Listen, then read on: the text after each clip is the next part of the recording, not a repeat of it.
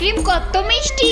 রিয়া, আজকে আমি তোমাকে একটা সারপ্রাইজ দিতে চাই, কিভাবে আইসক্রিম খাচ্ছে বাচ্চাদের মতো। রোহান, রিংটা দাও, এটা সামলিয়ে রাখবে। ঠিক আছে, এটা অনেক দামি। হ্যাঁ, ডিস্টার্ব করো না, আজ থেকে এই রিং তোমার। স্যার, মনে হচ্ছে এত দামি রিং ও সামলাতে পারবে না। ডোন্ট ওয়ারি, ও সামলিয়ে নিবে। আমি যাচ্ছি, তোমার খেয়াল রেখো। এই শালা সত্যি চলে গেল।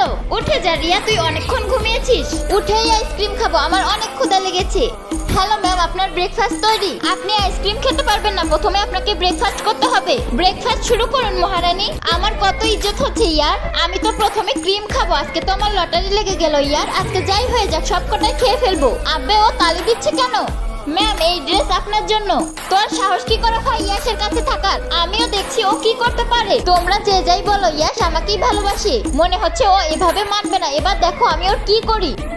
দিয়ে দে সোনা চেন, চলো চেনের সাথে রিংও ফ্রিতে পেয়ে গেলাম। ও মাই গড, এটা তো ইয়াসারের রিং, কিন্তু এত দামি রিং এই গরিবের কাছে কিভাবে আসলো?